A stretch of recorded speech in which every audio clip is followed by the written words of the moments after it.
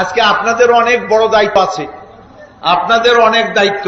আমরা কিন্তু হানাফি, আর আপনারা হইলেন কি আহলে হাদিস। হানাফি মাযহাবের হানাফি মাযহাব ইমাম আবু হানিফা আকীদার ইমামই ছিলেন। ওনার আল আকীদাত তাহাউইয়া, যত আকীদার কিতাব যতদিন লেখেন গোড়া কিন্তু এটা। কথা বুঝতে পারছেন?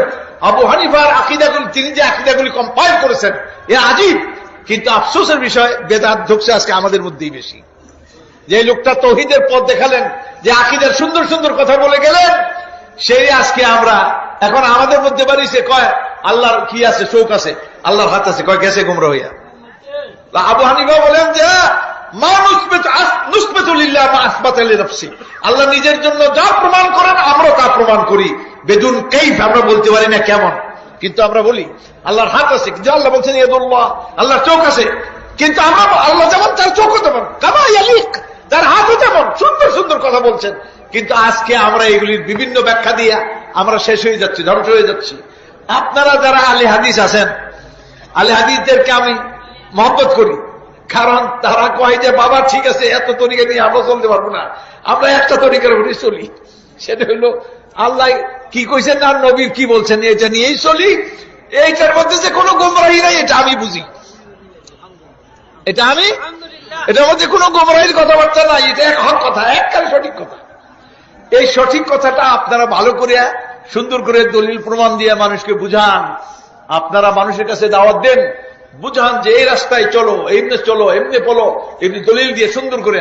কারণ আপনারা কবর শরীফের কাছে যান না, আপনারা সালাম দেন, কবরে যান, কেউ মারা মা বাপের কবরে গিয়ে সালাম দেন, কিন্তু মাজার শরীফ, ওরস শরীফ, তত শরীফ, হ্যাঁ কি আখেরি মোনাজাত শরীফ, এগুলি কিছু করেন টোরেন না। আল্লাহর রাস্তায় নবী সাল্লাল্লাহু আলাইহি ওয়াসাল্লাম যা করেন নাই এগুলি করবেন না। মানুষকে আপনারা শিখান, এই যে কনফারেন্স গুলি করেন, মাশাআল্লাহ সুন্দর ভাবে মানুষের সামনে ইসলামের সহি ছবি সুরত তুলে ধরেন। আল্লাহ তাআলা আপনাদের তৌফিক দান করুন। কথা বুঝতে পারছেন? আমারে কয় হানাফি ঠিকই, কিন্তু গোমরা হয়ে গেছে। কথা বুঝতে পারছেন? আমি না বাবা, আমি আসল হানাফি। আবু হানিফা কি কইছে, তার দুইটা কথা নিলেই হয়। আবু হানিফা বলছেন ইযা সাহাল হাদিসু ফাহুয়া মাযহাবি, এই হাদিস আমার কথার মোকাবিলায় সহি হাদিস পাইলে ওটি আমার মাযহাব। ওই তবে আমি ওই হানাফি, সহি হাদিস মানি, এর জন্য হানাফি। আবু হানিফা কইছে সহি হাদিস মানলেই আমি এটার উপর আসি, আমারটা কথা বাদ, নবী সহি হাদিসটা পাইলে বুঝে গেল। আবু হানিফার কাছে সব সহি হাদিস পৌঁছে নাই, যতদূর পৌঁছে বুঝছেন, যেখানে পৌঁছে নাই সুযোগ আছে, সম্ভাবনা ছিল। এটা সাহাল হাদিসু ফাহুয়া মাযহাবি। ইমাম কি খামাখা হয়েছে হক কথা কওয়ার কারণে? আরেকটা কি বলছেন, লা ইয়াজুযু লিআহাদিন আন ইয়া'মালা বিরাই ইল্লা আন ইয়া'রিফা মিন আইনা কুলতু, কারোর জন্য উচিত হবে না, জায়েজ নাই আমার কোন মতের উপরে আমল করা যতক্ষণ পর্যন্ত সে এটা বুঝে না নেয় আমি কোত্থেকে কথা বলতেছি, আমার কথার দলিল কি।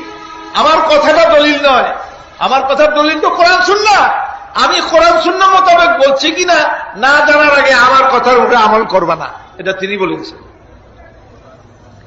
আমি এই জন্য হানাফি হয়ে শক্ত করে কই, আমি হানাফি, শক্ত হানাফি না। আবু হানিফা আমার কইছে এই কেমনি করো, এই জন্য আমি এইভাবে করি।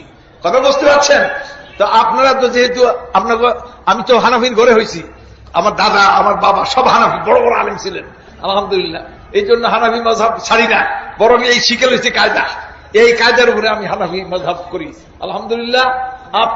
আপনাদের বলবো, আপনাদের তো ডর নাই, আপনারা হক কথা সুন্দরভাবে বলেন, দলিল আঘাত করেন না, দলিলের সাথে প্রমাণের সাথে এইভাবে সুন্দরভাবে বলেন, ইনশাআল্লাহ মানুষ হক পথ বুঝে। হক কত মানুষ আলহামদুলিল্লাহ, এই যে আমাদের টেলিভিশনে আলোচনা করি, ওই জুমার নামাজে যে লোকেরা আসে শুনে আলোচনা করে করে আলহামদুলিল্লাহ সব হক পথে চলার আলহামদুলিল্লাহ এখন খুব ভালো বুঝে, সুন্দর চলে, সুন্দরভাবে চলতেছে আল্লাহর মেহেরবানিতে। সুতরাং নিরাশ হওয়ার কোনো কারণ নাই। বাতি জ্বালান मैं अकेला ही चला था जाने भी मंजिल मगर लोग साथ आते गए और काफिला बनता गया। আমি লোক পাইতেছিলাম না, একলাই চলছিলাম, কিন্তু যতই চললাম পিছন দিক ফিরে দেখি যে মাশাআল্লাহ কাফেলা তৈরি হয়ে গেছে, লোক আসতে আসে, কাফেলা তৈরি হয়ে গেছে। সুতরাং কাফেলা হইতেছে হক পথের কাফেলা তৈরি, হেদায়েতের কাফেলা তৈরি হচ্ছে। নিরাশ হওয়ার কোনো কারণ নেই। দলিল প্রমাণ দিয়ে আমরা কথা বলি, ঠিক আছে? দলিলের সামনে টিকে না, বাকি কথা টিকে না। যেমন ইল্লাল্লাহর জিকির টিকানো সম্ভব হইল না, মনে আছে তো? আলহামদুলিল্লাহ। সালাম আলাইকুম।